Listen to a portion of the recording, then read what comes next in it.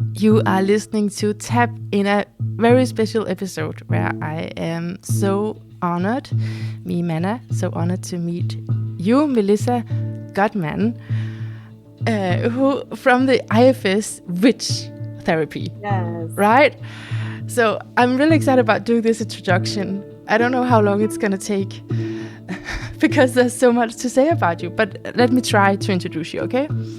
So IFS therapist, and we'll dive a little bit into what that is, but I'm sure my very aware listeners may have heard about IFS before. Also a music therapist, a vocal coach, and then some letters, I'm not sure what that stands for, I'm gonna skip that. And then you're a proud member of the queer community, who lives at the beach, sober and in recovery, student of Reiki and astrology. And then I can even press learn more. It's just that there's so many topics on your website. It's not just IFS, is it? No. And actually, I have a real branding problem because now I have two other coaching businesses. So I don't know how, but here's the thing about my chart, and because we're going to get into that. I have Mercury, Mars, Chiron, and North Node in Geminis. So, and if you look in the traditional house system, it's in the 10th house of 10th career. house. Yeah. So I'm just scattered all over the place and I don't know what to do, but you can give me some coaching on that. Okay, great. But it's so appealing, and it's a great match with IFS, is it not? Yes, IFS is all about the multiplicity of parts. And as I got to know different parts of myself, I guess it makes sense that my business would evolve and include different things. Okay, so it includes different things, but what is it that you love the most then? Learning, yeah. That's probably why this is where we are at. Because there was a mentor once who said, I like to binge things and then move on to the next thing. So when I was younger, it was all about music and the voice and psychology and creativity. And then I went back to school for music therapy and vocal coaching. And then when I completed my master's, that's when I found IFS. And I got obsessed with IFS for a few years and did trainings and consultation and my own healing journey on that. And then when that sort of started to not like wane, I use it every single day, but when it started to feel a bit more mastered, then my curiosity went towards narcissistic abuse and training in that with Dr. Ramani, which is an upcoming training I'm really excited about. And then I returned to my roots as a voice coach by getting hired by one of my close friends at Voice Revolution, but we're bringing IFS in. So I tend to do this thing where I learn a bunch of shit and then it all ends up being relevant and more cohesive. Like I bring everything in with everything else. Yeah. Oh, I love that. And like I texted you when I invited you on here on my little podcast, is that I was just immediately drawn to your energy. Mm-hmm. And then the second step was reading about it. I was like, I need to speak with her. This is so, I think because I share that, the interest in many things that then come together as part of the healing journey. So because you have your website, it's still called, the IFS Witch. So this is it, can you say that is like the central theme for you? Yeah, I think what this is intended to mean, and it's not always obvious when people come to my website, they think that means witch in the way where you're like a pagan sometimes. And I'm like, I'm actually not a pagan. Not like I wouldn't be. That might be the thing I'm into next. You know what I mean? I'm just like, I'm always on a journey. Yeah. I am witchy with interest in energy healing and astrology, dabbled a bit in tarot. I'm not so much of a tarot person. Some therapists integrate therapeutic tarot really beautifully. But for me, it was more about the fact that IFS itself is witchy in the sense that people don't realize that it is a spiritual transpersonal model. Because when Dick Schwartz, who created it, wanted to legitimize it, he actually de-emphasized some of the spiritual elements of it. He didn't want it to be like seen as a woo-woo thing, but as an evidence-based trauma psychotherapy. So, but when you get into it, you start to realize just how wild it truly is, because we talk about the 8 C's of self-energy, which is your authentic self. And I never have them fully memorized, but it's like compassion, creativity, calm, connectedness, curiosity. Courage is what I remember, right? Courage is amazing. Yes. Courage is one, yeah. Confidence. So the idea, it's already a radical paradigm shift to think in psychology. Now, there have been branches of psychology that explore the soul and your core self and your authentic self and believe that you have inherent power and potential. That's like the human potential movement. But IFS acknowledges that we all inherently have those core qualities inside. And that's radical because it means no matter what mental illness or pathology you have, that you can always get back to your source energy, to your true potential, using the IFS model. And I have found that to be true. I So really, that's already witchy. it is. So it is witchy. The therapy part is witchy. Yeah. Oh, and then the other piece of it is that the deeper you go in this work, the more you tend to connect to what we call legacy burdens, like ancestral trauma, which is epigenetic, which means that we carry it in our DNA. So there's proof of that it's living in our bodies, whatever happened to our ancestors. And so we will have guided journeys with people where sometimes they're like, I just sense this goes like 4 generations back and I'm seeing this woman with red hair, and like it's like you just kind of let it unfold like an intuitive journey, and people can get psychic hits about their own background. And I've had visitations like in my IFS level 1.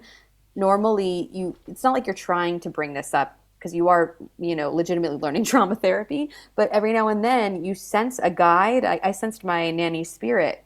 I sensed her energy with me, and there was something I was carrying from her inside of me, this burden of I need someone to take care of me.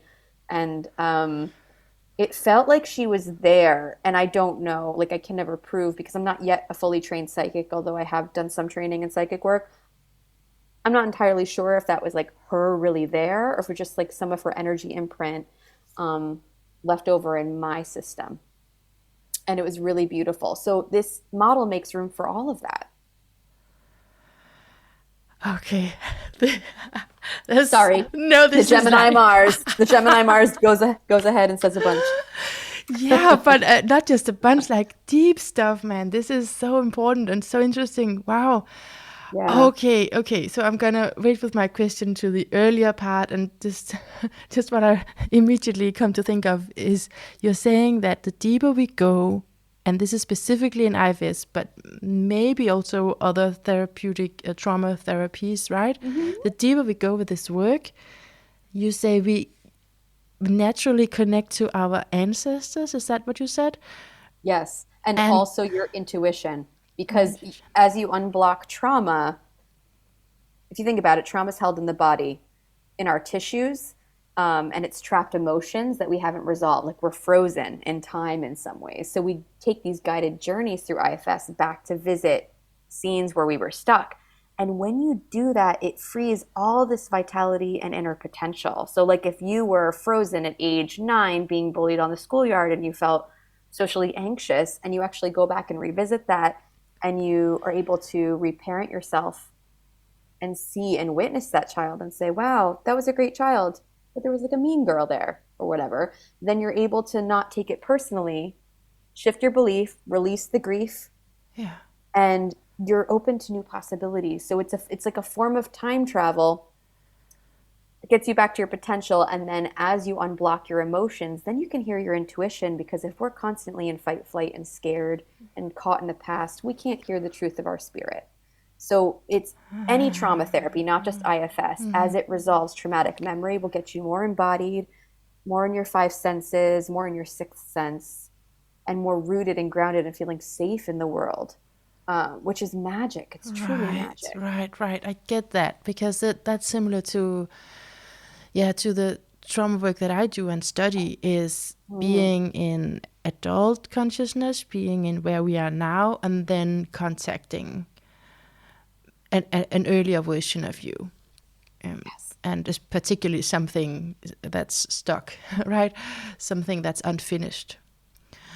But then you connect that to then, of course, that's going to free up space, but you were also, there was something about ancestors in there in the earlier part. So there was something about that reminded me of family constellations in a way that I'm sure you've also been into, right? Where it's like you get like connected to a spirit that you maybe didn't even know when that person was alive. Is that what I heard in that earlier thing that you said? Absolutely. I've never done family Okay. constellations, but I had a mentor that combined them. Yeah. And I also used to study psychodrama where you'd reenact scenes with your family and you would get interesting intuitions about what was going on for the other person. Yeah. Um, this is all internal. Internal family systems is working with inner parts of self. So it's sort of like the same thing as family constellations or psychodrama, but it's happening all inside through guided visualization and your somatic senses. So like you're feeling into parts of your body and being like, what's living here in my heart? So you're doing all of the same kinds of introspection and processing, but it's just looks different. And then Internal. you do get information, and that's why I've seen family constellations. It was actually like a Netflix episode once that I saw, and I was blown away because like people could sense what was happening with their grandmother, and it's like Yeah. how would you know that unless you had directly talked? Exactly. So there's something about being connected in the bones that now, the DNA that we carry. But the way that it was, and that's the last question to that piece, the earlier piece that you said, is just that we're also carrying their traumas. Yeah, so there's actually a scientific study. I think they had mice. This is terrible, animal testing. Yeah. They electrically zapped mice when they smelled cherry blossoms, and then like their offspring would react with fear to cherry blossom. So if there is something that was even neutral that becomes a threat, our body will react to it as well. So that we're talking about like descendants of Holocaust survivors. A lot of that's in the news right now too. Like Jews are getting reactivated around what's happening because of their own ancestral trauma. And so we in Right. IFS will call that legacy burdens, which That's the means that, thing. Legacy and burdens. legacy heirlooms as well. So heirlooms is the gifts we get. So like maybe, a gift of spiritual connection or a certain craft or, some family tradition, something that we bring through our family line that we're proud of and that we own, or have a natural proclivity towards, like a talent for music or writing in my case. But then we have these legacy burdens. And, as a trauma therapist, I'm seeing it all the time. And it's like racial trauma, alcoholic family systems, different types of abuse, narcissistic abuse is like whatever happened generations back. Like we are an amalgamation of everything that's ever happened in our line, Yeah. unless we do the healing. And I think that's the important part. Like this can be the change we can affect is through our own healing process right now in this generation. Yeah. Yeah. Okay. Yes. And that's the hopeful message, right? That there's something we can actually do, and we can do that in some of the newer, more modern trauma understandings. But okay, I wanted to ask about the earlier piece you said around that Richard Schwartz was kind of concealing something in order for this to be recognized.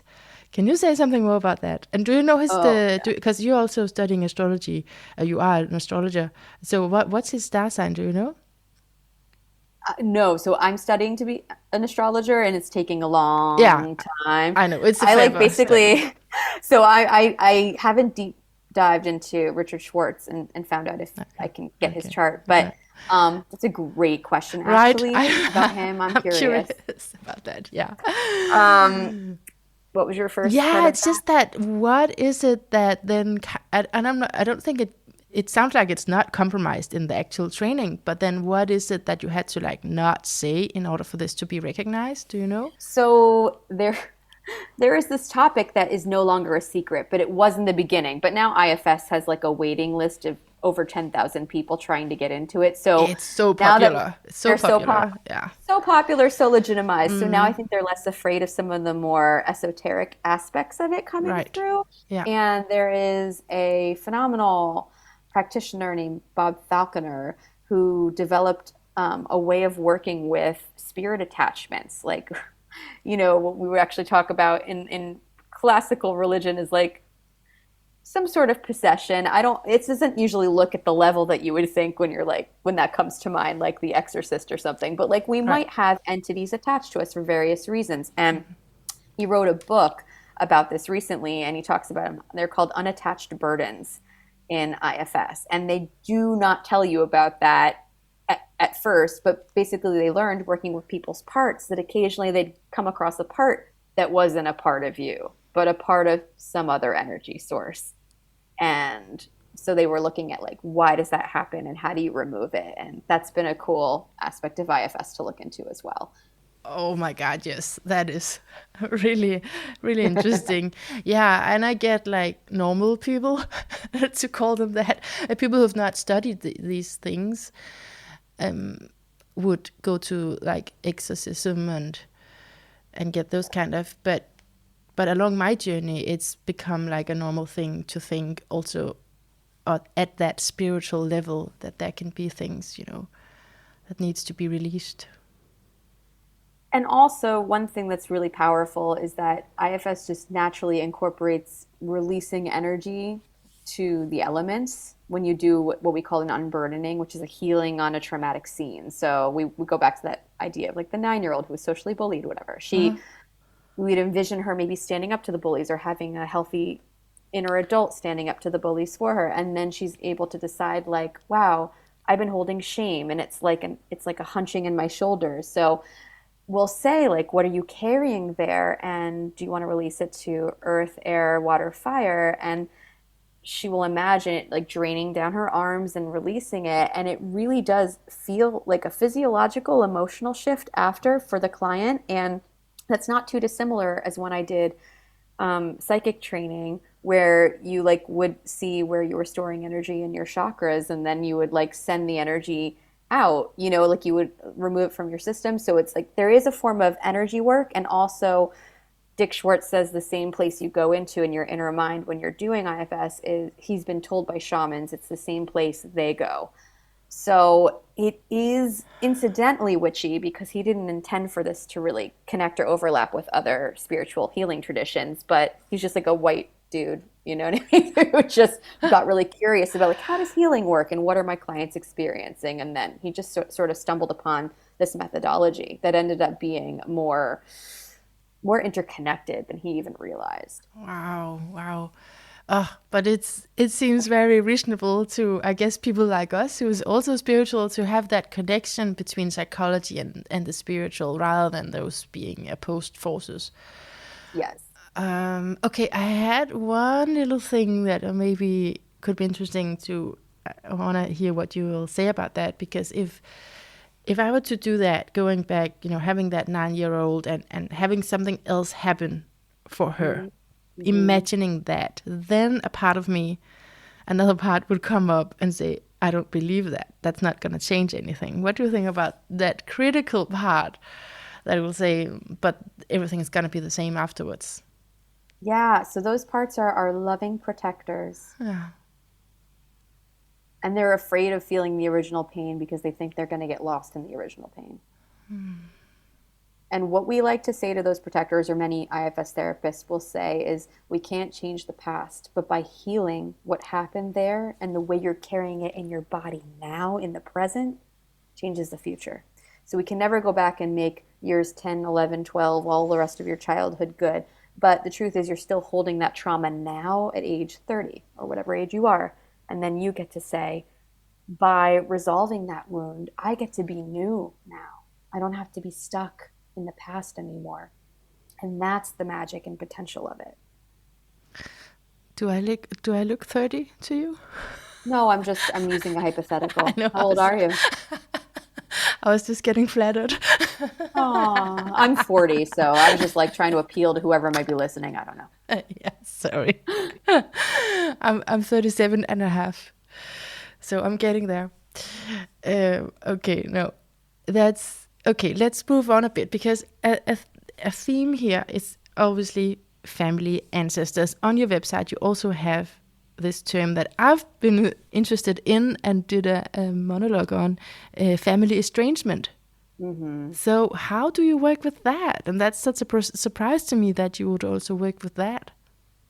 Ooh, why is it a surprise? That's what I'm...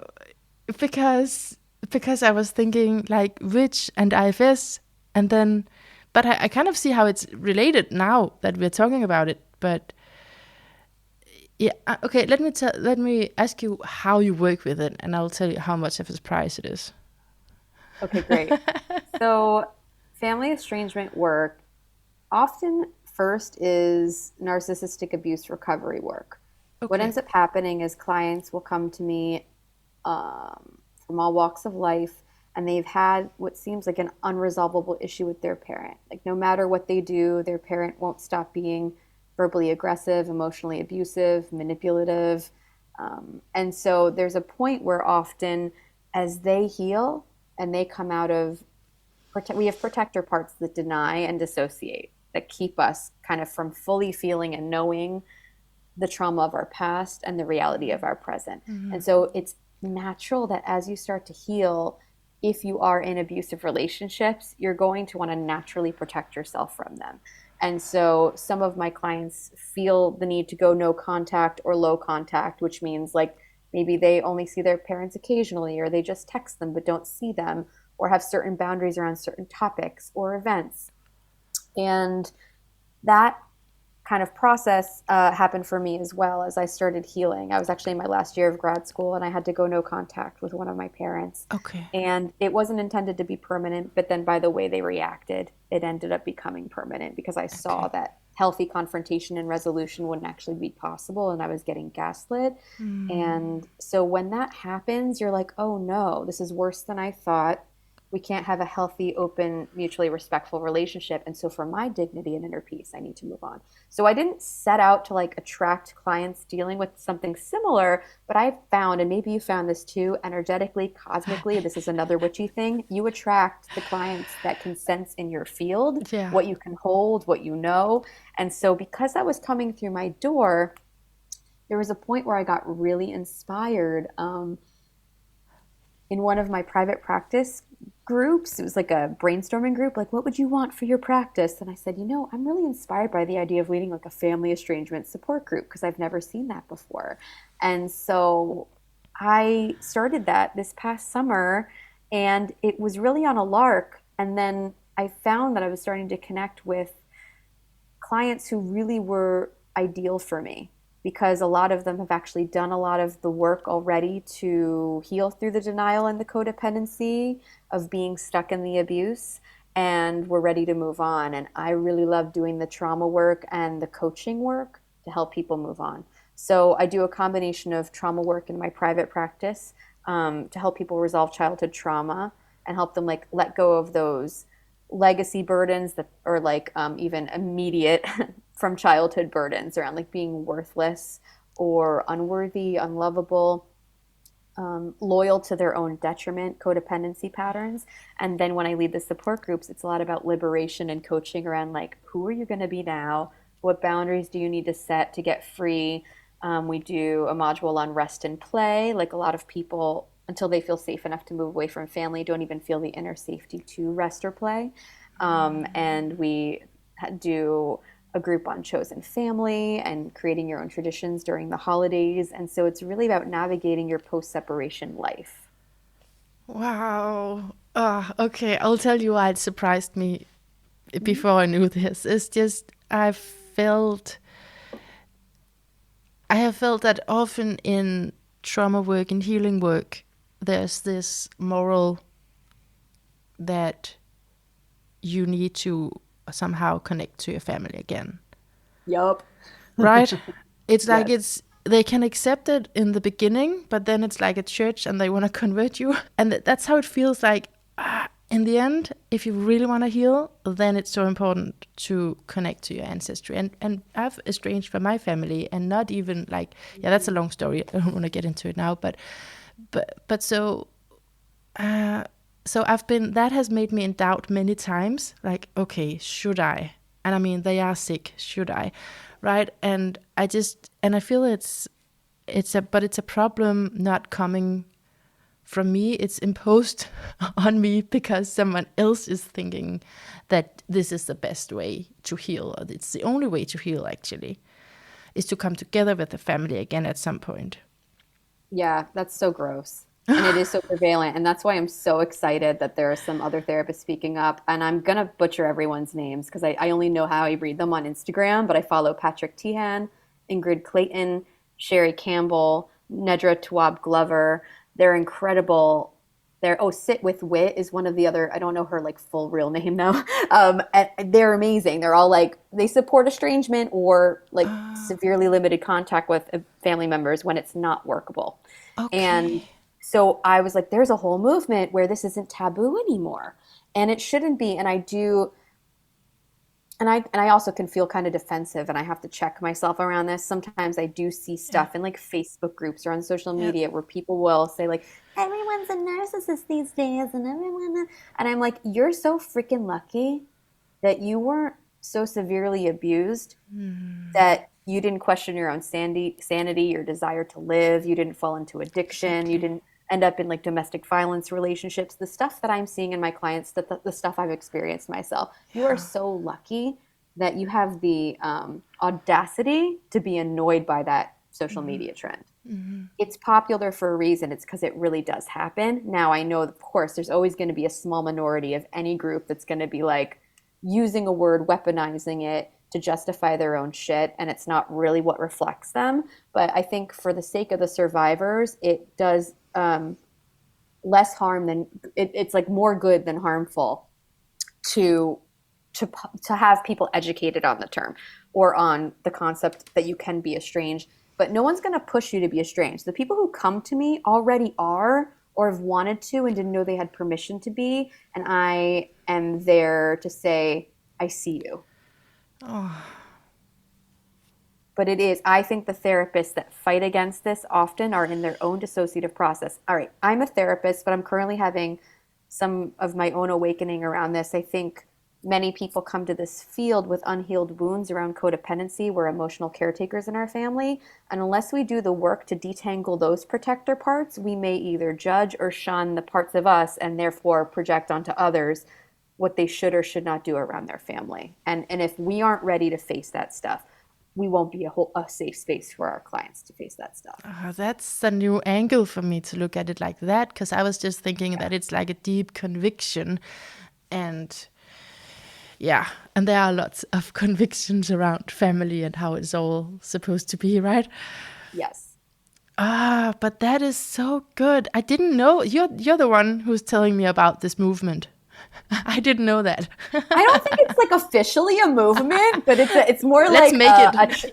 it's a trend Yeah. that is, and I'm also, Dr. Imani is one of the pioneers in this too. She really is an advocate for no contact when it's necessary.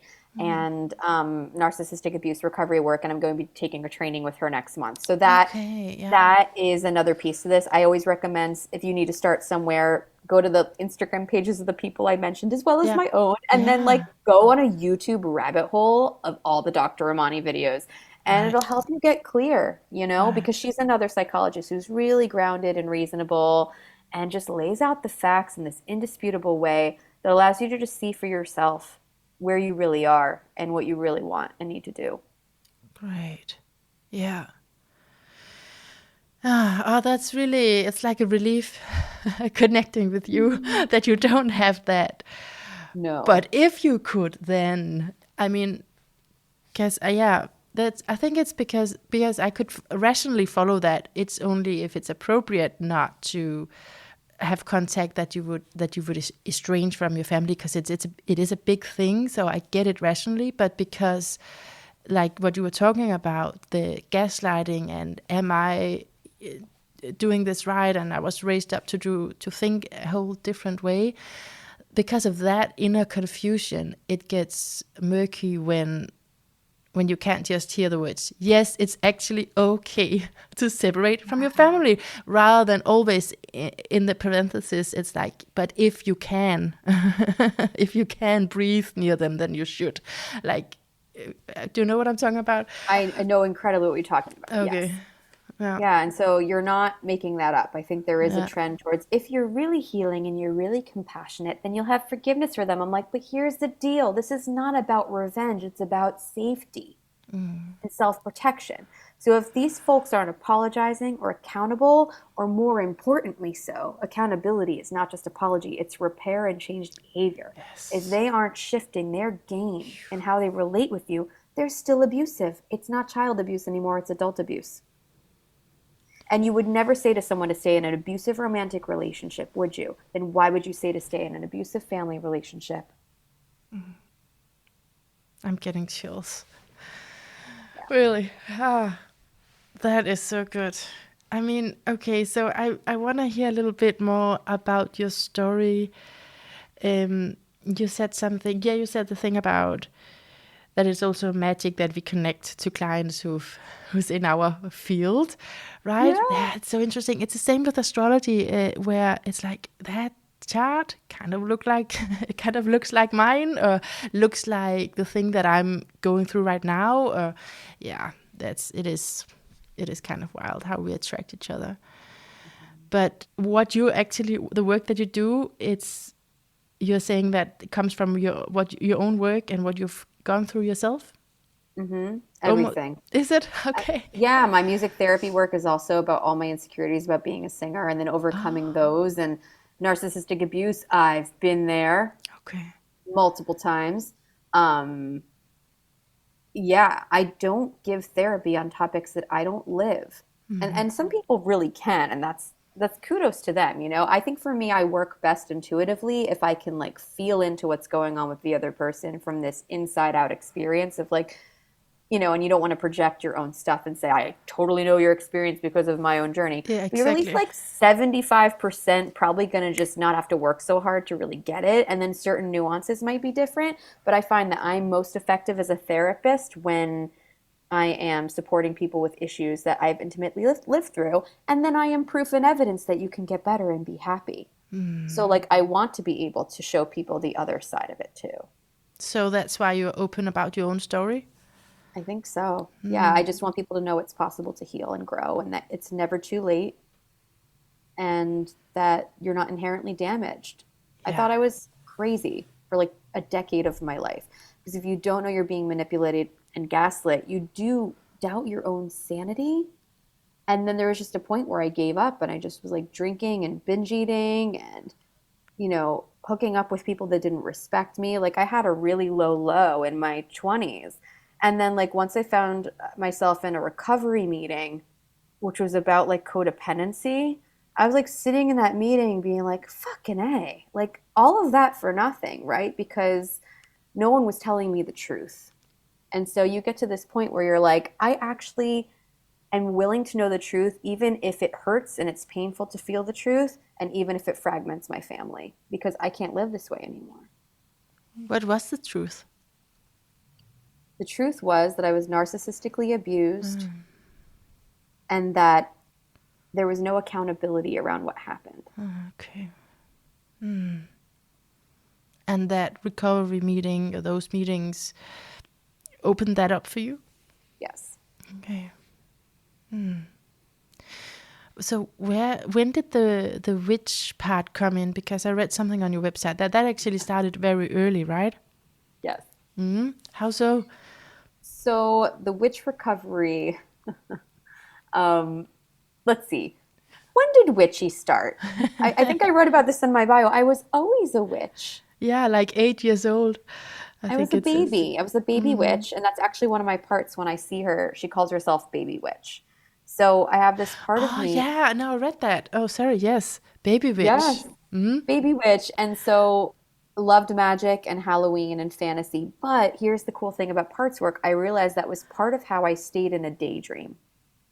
So as a little girl, magic and illusion and fantasy were hiding places. They were secret hideaways where I could be safe. Yeah. And so as I grew older, it also became music. And then I have an older part of me, a teenage part I call Amanda, and she's the singer in me. And so it was about like connecting to your emotions through music. And so like between like creative writing and sci-fi reading and music, I just was always kind of in touch with a sense of magic and wonder in the world. And that being said, though, until I got into truth trauma therapy, which is why I say trauma therapy is freaking witchy, I will stand by that. Yeah. I was still so dissociated and disconnected from my true self, though, because if you're constantly in this cerebral place, um, like thinking, and you cannot feel aliveness and safety and calm in your body, um, you're not going to be able to like be in touch with like your presence and your aliveness and your joy and your vitality. And I think people then chase that through addiction. They're like, I can't feel at home and safe in my body, so alcohol or weed, in my case, food, sugar, attraction, love, like you're chasing it as opposed to knowing how to embody it. And so yeah, that was sort of another layer to the witchy unfolding, is that like when I started doing these healing vocal performance groups, I was able to then drop into my emotions more and perform from this very emotional place. And I would just start to weep. And then all of like the numbness would go away because I'd be very present and real. And it also made my voice better. So I was like, shit, it's healing. And I'm a better singer because I'm really communicating with my audience. I'm in Yeah. touch with my emotions. So yeah, that's That like, so I think it's all witchy. It's like coming back home to yourself in this very beautifully spiritually in tune way. okay. I'm really trying to sort the ideas in my mind I'm having right now because I'm Okay. okay. So I'm okay. I wanna just remind me that we have to talk about the term witch, and then I wanna say, in the meantime, yes, about the whole dissociation, the Mhm. dissociative risk in spirituality called spiritual Yeah. bypassing, right? Yes. And but you don't know when you're in it, and I've been in it for most of my life because I've Yep. been in religion, and even when I came into the trauma work and I heard about this, I felt that that's because that by that time I was out of the religion and I identified as being a spiritual person, right? Nothing Mhm. wrong. There can be nothing wrong with that because that's about Yeah. love and everything. But then when you get out of, oh, it's just because you don't recognize my spirituality, but actually understand the meaning of being Yeah. dissociated. It's like, oh, there's a much deeper kind of love, and it's a love that first and foremost have to include myself. Yes. Thank you. Okay, then I could accept that I had been dissociated for many years, actually. Mhm. So yeah, I follow that really well, that it's actually like a hiding place for a child as well, that kind of ideology, and that kind of, in religion it was like God is my father and now I don't have a real father, so this is my father, kind of drawing on those ideas, and it can be comforting, but it's also taking you completely outside of your own body. Well, yeah. And I think, like you just said, if you cannot feel your heart, Yeah. that's where compassion is. It's not in your head. So if you have protector parts, there's a beautiful IFS meditation on the heart where you check in with the protectors around your heart. Does it feel tough or numb? Or what are you noticing about the quality of your heart? If that area of you is blocked off and you are numb to your own love for yourself and others, then compassion is just a concept. Or it's a people pleasing part, or part is afraid of being judged, right? It's like it's coming from a reactive place.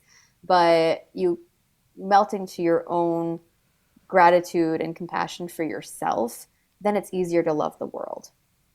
So you do not need to bypass to get there. And do you recognize this kind of concept where I just love the whole world, and I just Yes. really want someone to love, and then on the behavioral level something funny happens where you kind of crash all the time because you've taken on too much. Do you know that concept? Maybe not, but that's what happened to me, and I think that's the disconnect. Is, yeah, I want this ideal thing, and I'm kind of Yes. attuned to it because I'm a spiritual person. But what's missing is the embodiment, and is how to take care of myself in that vision, which also means a lot of more boundaries around yourself and your heart. Well, that's the freaking thing. Any love that cannot feel anger, is that really true? And that's where this no contact family estrangement stuff can come into. You can have a righteous anger from love and courage, self-compassion. No, you will not treat me that way ever again. I'm putting up this boundary. I will not see you because I love my body. I love myself. I love my soul, right? Why would I let myself be put in harm's way? So righteous anger, um, anger from self, you know? But it's not like anger to like violate another person. It's the anger signaling you need a boundary. Yeah. So anytime you're in spiritual la la land, you may be dissociated from either your grief or your anger Yeah. or your fear, like the other emotions. And so compassion's only complete and trustworthy if you are integrated in every other emotional way, because then your boundaries are informed by being a whole person. Yeah. Yeah. So I'm right now reading James Masterson. Do you know him? I've heard about him. Is he a psychoanalyst? Yes, something of the sorts. One of the psycho, anyway. He's passed, but it's a book from 1988. Do you like older texts? If it's old, I feel it's better. I think that's wise. I've been getting a lot of my like Jungian, because I think he might be in that scope. I get a lot of that from Instagram. I'm terrible these days. It's like I'm just like I have a bunch of therapy texts, but I think I burned out after my master's degree. So it's like I have good intentions to get through these, but it's like I live it every day, so I can't read it after work. I get that. I totally get that. And it takes time because it's not like an easy, fun read. I mean, there are passages that are easy and fun, but then there's also like, I kind of have to focus here. But anyway, he talks about the real self, and he talks about the impaired self. I think he also calls it the pathological false self at times. But so it's like talking about the self. And I haven't I wanted to ask about the witchy part, but just this piece first. How do you view self? I know that IFS has a certain view on self with a capital S, if I'm not mistaken. How do you see that? Because I think that's what we're touching upon here, is that we can fall into a dissociative place, or like leave ourselves and think that we are something we are not. How do you view the self? A love that is complete and denying nothing.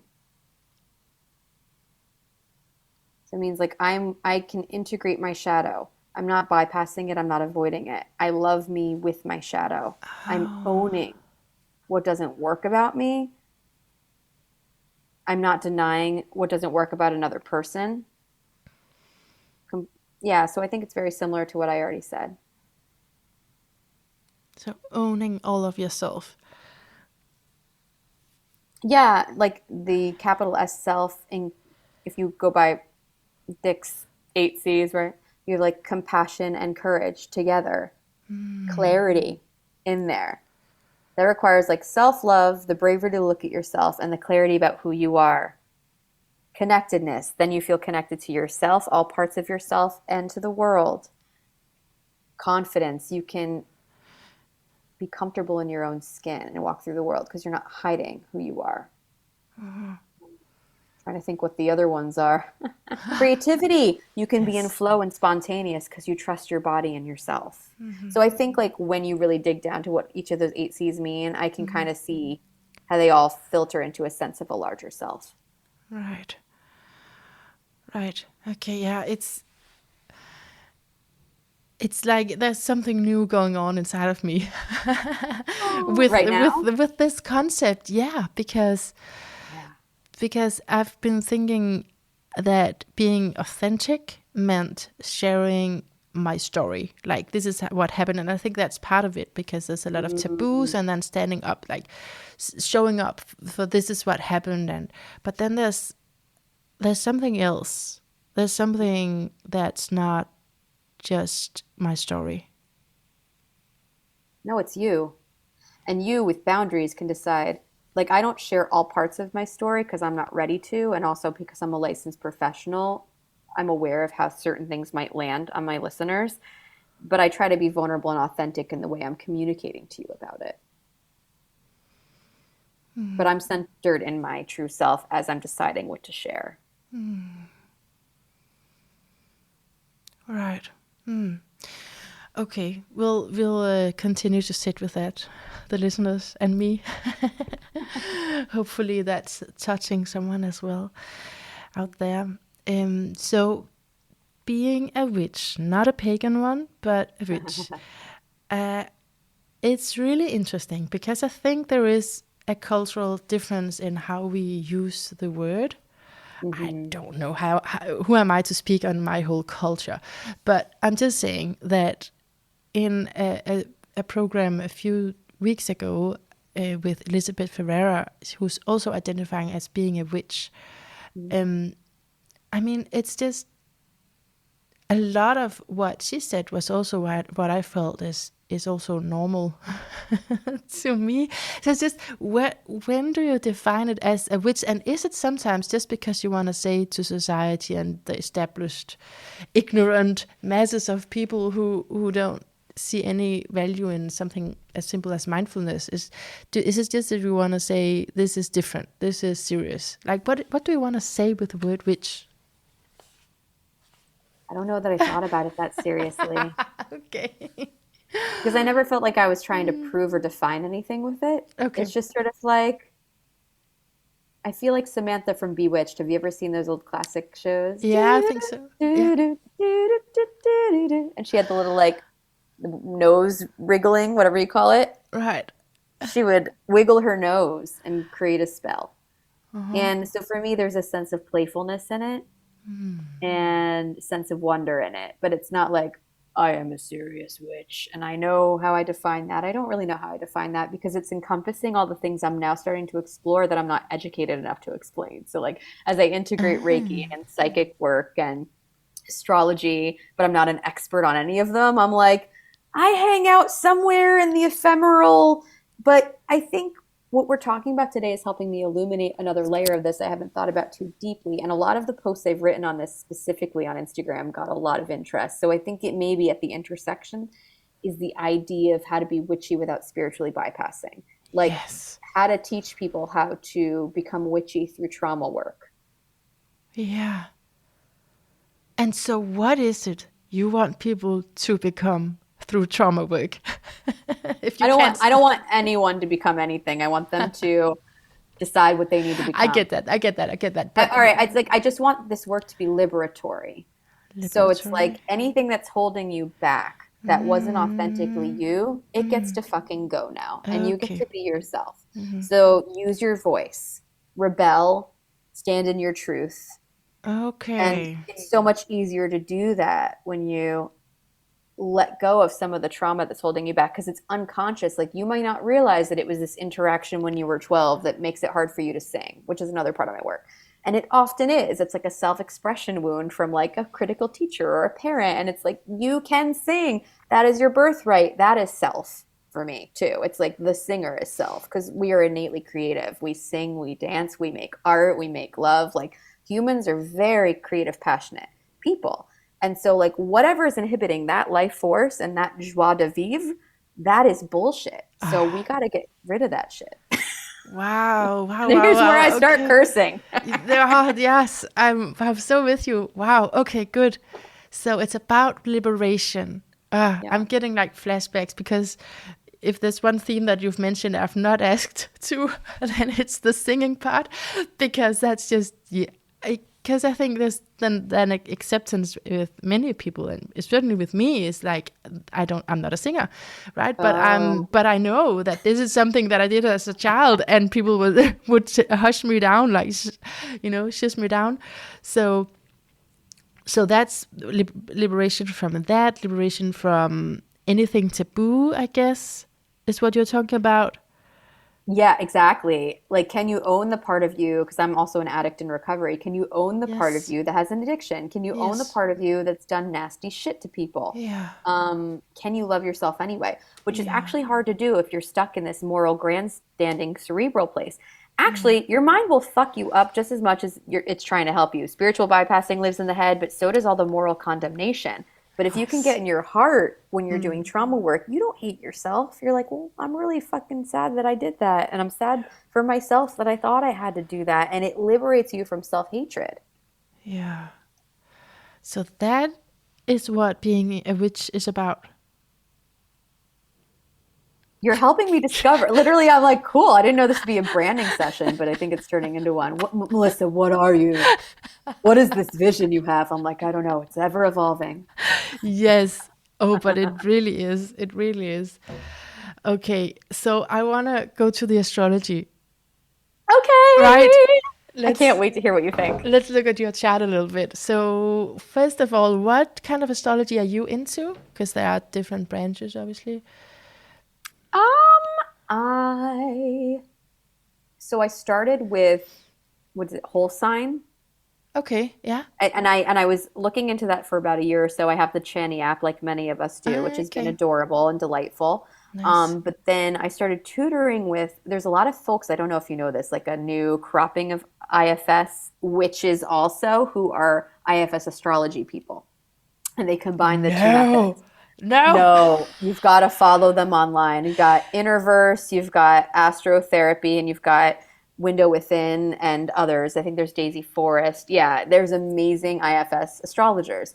So I started Great. tutoring with one of those Mm-hmm. people. Okay. And so I'm really curious about how different parts of us are reflected in different placements in our charts, like where our planets are and what sign they're in, and like when transits activate those. I'll notice, like, Yes. for example, anytime there's like a Neptune transit, I'll feel more dissociated and I'll be like, is that my Ah, dissociating part? And so, and then when Mars transits happen, like I feel like I want to burn a bridge. It's probably one of my more firefighter parts that are a little more active. So it's been very cool to track transits and the movement of parts in my own system. absolutely. Yeah, that sounds. Yeah, So, that Betty, sounds but right. that's more Placidus for the person I was studying with, but other Uh, ones of those folks do the traditional. So, like, as a Gemini, I love duality. I live in yes. both worlds. I Yeah. look at whichever one feels most aligned. Like, I'll read the horoscopes and I don't know, I don't think they call them horoscopes for the general readings, but you know what I mean? Yeah. Yeah. I'll get all the information and I'll decide what do I believe for this experience. Yeah. Okay. Okay. So, uh, in your chart, looking at your chart, you are Cancer, and Hmm. not only because of that, but also because of the placement of your moon. I will Hmm. say that it's a chart where there's a strong imprint of a central mother figure. And I don't want to go too much into that because it can be very private, right? But it could be around the unavailability of maternal support. But so what I really wanted to talk about is this certain opposition in your chart. It's really interesting Okay. because there's a lot of emphasis on noticing, so you can draw a map to navigate your existence, Mm. um, and move between factors. It's what you've been sharing with us in this interconnectedness of everything. So it's an energy in one sense that wanna go between the lines to go faster and looking for a quick and also efficient, you also Virgo rising, efficient way to get things done. And it Hmm. can be impatient, it can be witty, it can be sharp, loud, mentally alert. And then it opposes. So this is all one energy, kind of quick energy, wanting to learn. Like it's when I asked you what is it that you really care about, and you said learning. That's this part, but then it opposes the unknown and the information that it's not even information. It's like what you don't know why you know this sort of energy. So there's the information that you gather, your extended vocabulary to name your research, and then there's the formless, the wordless, and that's a big opposition in you. Those so an opposition means they're playing with each other, right? Where's the wordless part? That's in the intuition that the Neptune you were mentioning. Oh, because you're saying my Neptune in the fourth house in Sagittarius. Is The that what you're? thing is that it is conjunct the South Node and it's conjunct the IC. That is two And ta- Jupiter, depending on which house system you look at. yeah, it's not. It's in the same sign as Jupiter, and yeah, I mean, it's just when something is so tight with the angles or when the nodes, it's Mhm. really like a big part of it, a big part of the chart. of the psyche, that the chart is the psyche. And because it, like you said, it's in Sagittarius, so it also has to do with cultural habits. And some cultural habits, we have words for them, but then there are also habits we don't have words for, right? We just do this and we just take that for granted. And so the more you identify and name, the better you can also understand your subtle experiences. Do you see how it comes together? The I naming, actually do. I the mean, like, this is probably why classifying. it's the IFS witch, because it's Yeah. like the witch is like, I feel like all my Sag parts are like just, there's this, yeah, intuitive space that you're talking about, and then the confusion of the Neptune. And growing up with narcissistic abuse, you're constantly confused. So I feel like for me, it Yes. was a lot of like my roots were confusing and dissociative.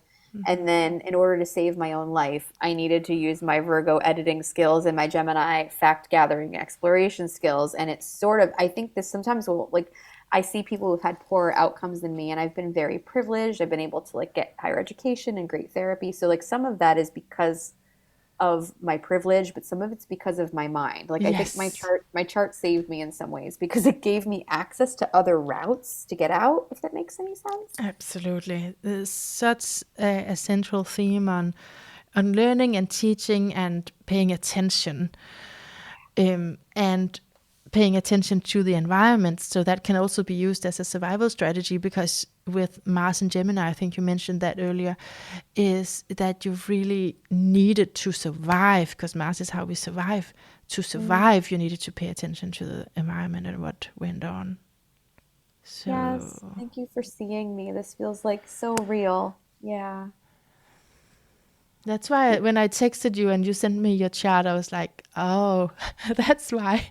Do you remember I said something? You did. You're like, no wonder Like, you have so many specializations. okay, let me see what I have of notes. Just want to say all that I can. Constantly growing your territory, growing your own grid of knowledge, and especially anything that catches your attention. And then the Mm. 10th house, because you mentioned that as well. That's a system, the traditions, and the strategies, like a chess player that knows what to move and when. So it's something that you learn also to take care of a community and to be in a position where you can, well, be a leader for others. That's one side of it. That's the 10th house side of it. But I also see that with all of this air, you care a lot about your own freedom. So I don't know that someone with this Oh, chart is yeah. going to go for a leader position necessarily, because there's this big appeal in being a free person as well. It's But been so complicated. okay.